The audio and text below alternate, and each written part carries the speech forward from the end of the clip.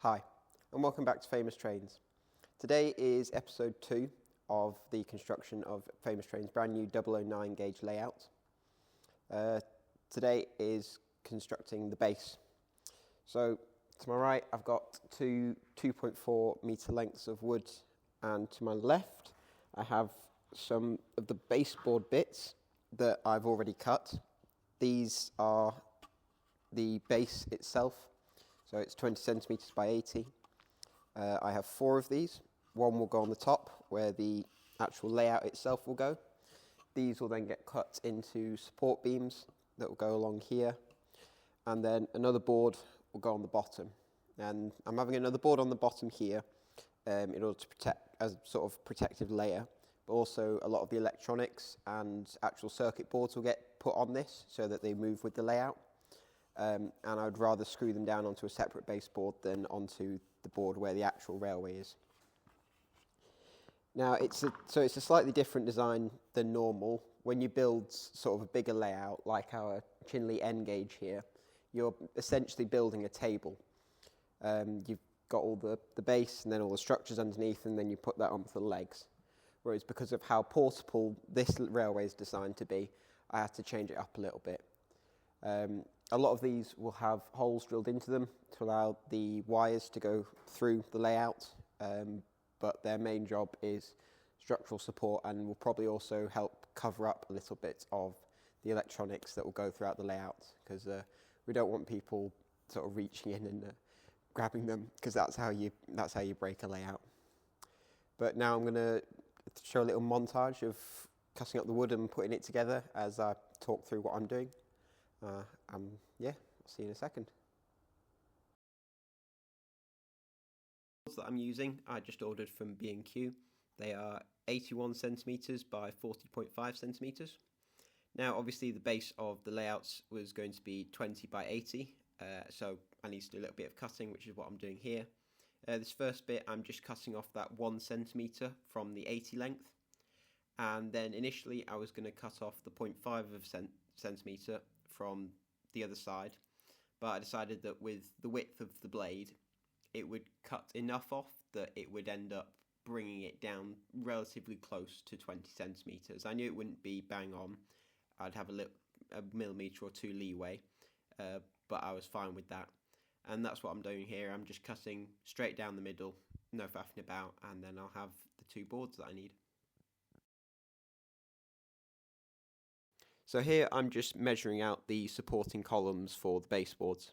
Now, something I did here that I've never really done or considered before is the width of the saw blade. You'll notice that I've drawn 2 lines really close to each other. Those 2 lines are the guidelines for the saw blade, so the edge of the saw blade needs to go down either side of those lines. This, I think, ended up working really well and just gave me some slightly more accurate results. Here I am just cutting the support columns now.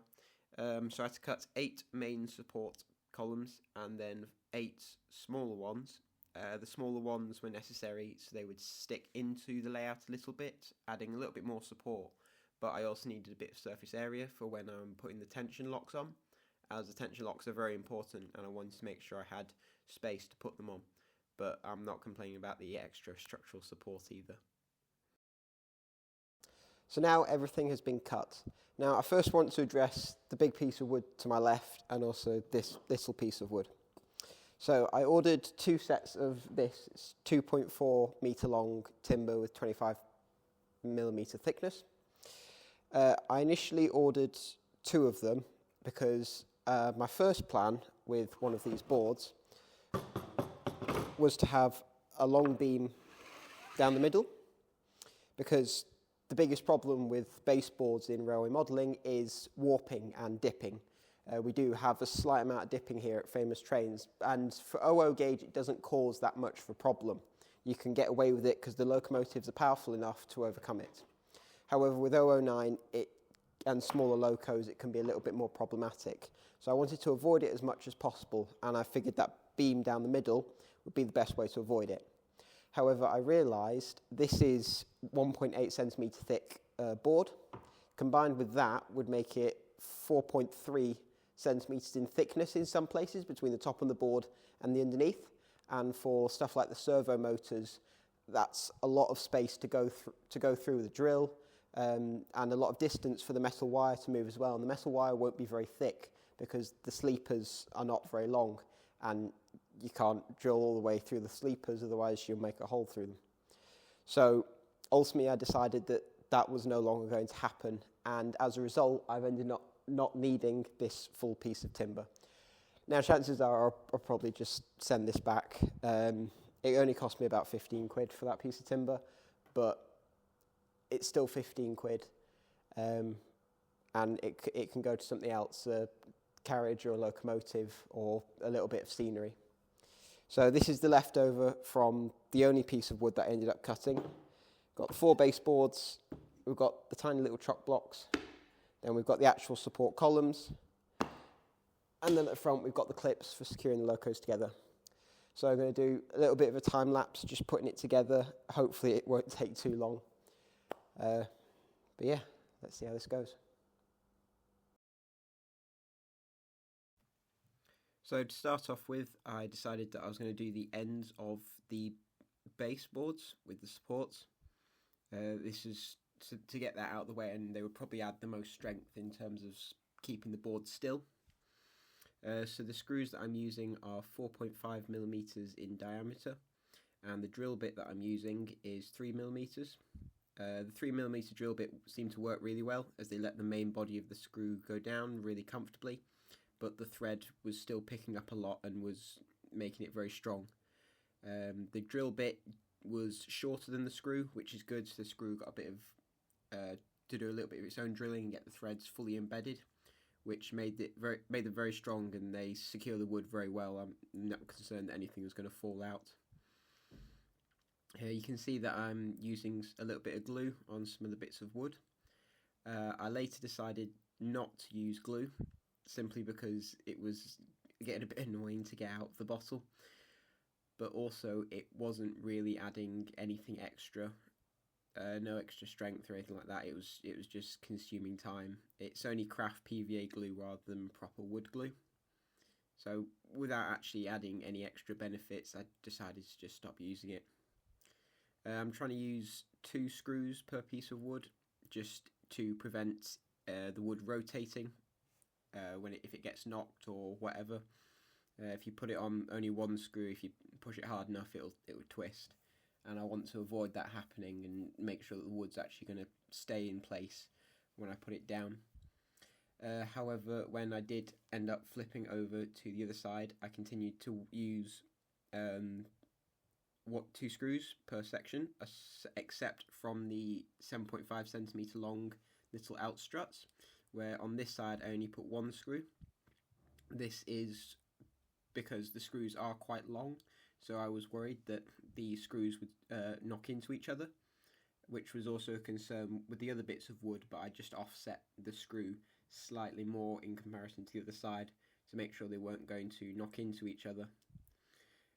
On this board, the first thing I did was my front right corner and then my back left corner. This just prevented the baseboard from rotating again while I was putting in the rest of the screws and drilling the rest of the holes, and that ended up working really well. And you can see here I'm just putting in 1 screw per brace, but with 3 screws in total, it's not rotating anywhere. It was at this point that I realised I'd actually made a small mistake, which was that for the wiring I needed to drill holes in different bits of wood so that the wiring could pass through underneath the layout. However, I forgot to do that before I made the baseboards, so here I'm drilling some of the holes, and I was also trying to see if I could drill holes on the support columns that I'd already put in that baseboard that I've made there, but I ultimately decided that that wasn't going to be a good idea, and I decided the best thing to do was just to take it apart and take the bits of wood out and drill them in outside of the baseboard. This is where I found that the glue wasn't very good, because I was able to get those support columns out pretty easily. It didn't take much effort to pull them out. So most of the rest of this compilation is just me drilling holes into the support columns that I forgot to drill in, which was quite annoying because I'd planned it all out and then I had this massive interruption that took a while. As I was drilling, I was trying to swap between using that bigger drill bit, which was the 32, and swap between the 22 for the smaller holes, because one of the big concerns with drilling is the friction and the heat that it causes. And I didn't want to have the drill bits overheating, because that can char the wood, but also with the amount of small wood bits that are created as a result of drilling, those are more likely to catch fire, and I was trying my very hardest to make sure that nothing was going to catch fire. I hope the holes will be enough. The reason I've got smaller holes on the supports that are in the middle of the layout and a bigger hole on the outside is because in the middle of the layout it will just be passing wires through, but for the bigger holes there's a chance that I'll need to pass bigger bits through, like chocolate blocks that are bigger in surface area. So they may have to be re-drilled, but hopefully not.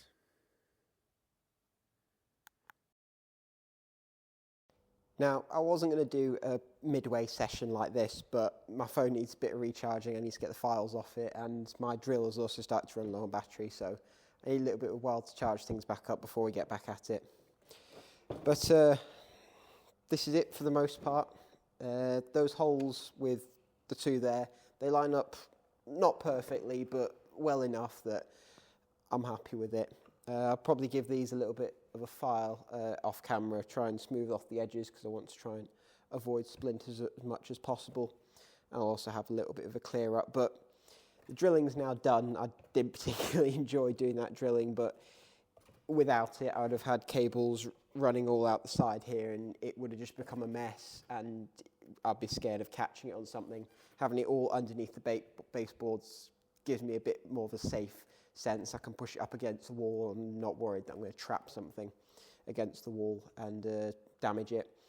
But I reckon these holes will be enough for the cables, as well as the two big ones for passing it along. We will have to see. I might need to run a couple cables out to some things external to this itself, if they won't pass through here, but we'll come to that when we get to that. If I need to drill more holes later for these, I might just end up cutting across and just making a big hole. But like I said, that's not a problem for right now. Just going to have a rest, let my stuff recharge, and then we'll get back at it. Hopefully this time it will just be a bit of drilling, a bit of screwing, get the tension locks on, and we'll be done. Now, I knew building this second section would be a lot quicker than building the first section, because you make mistakes with the first section, you learn with them, and then you can make the next one even faster. And one mistake that I definitely learned from was the screw bit for putting the screws in, the bit on the drill.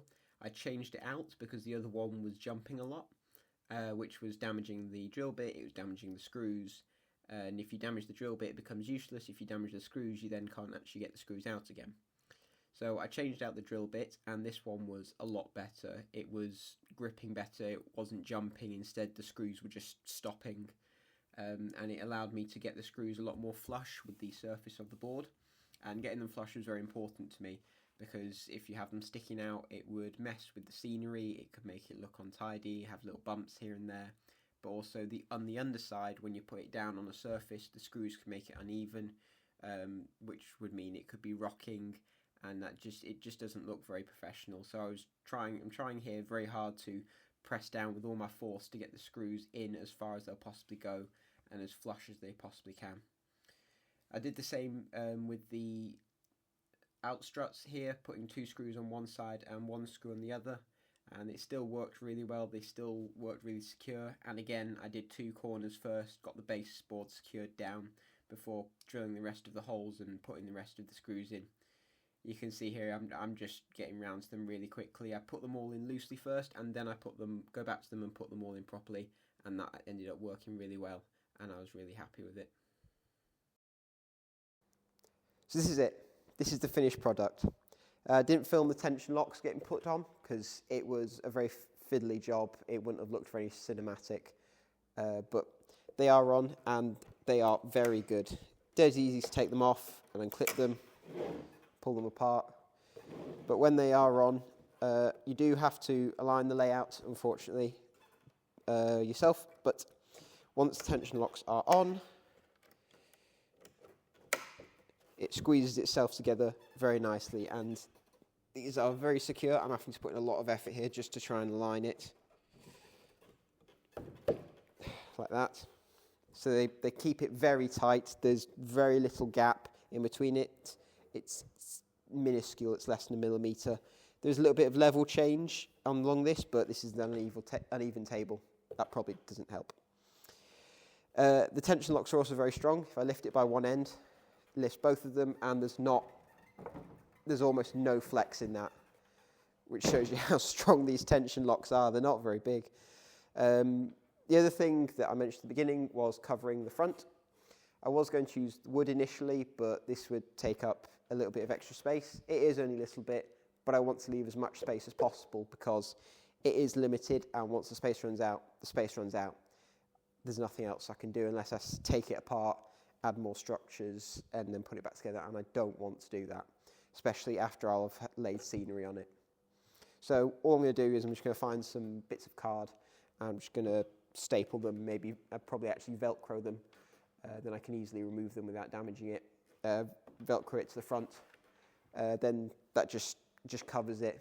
The front's not going to look particularly beautiful. It's just meant to be, it's the top that's meant to be beautiful.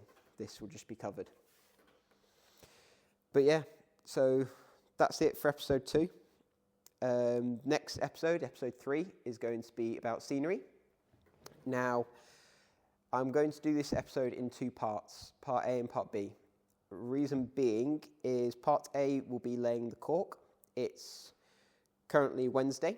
The cork is due to arrive on Friday, and that will allow me to look at the layout and see where the track is going to be, what routes it's going to take, etc. The next part of that is laying the track on top of the cork.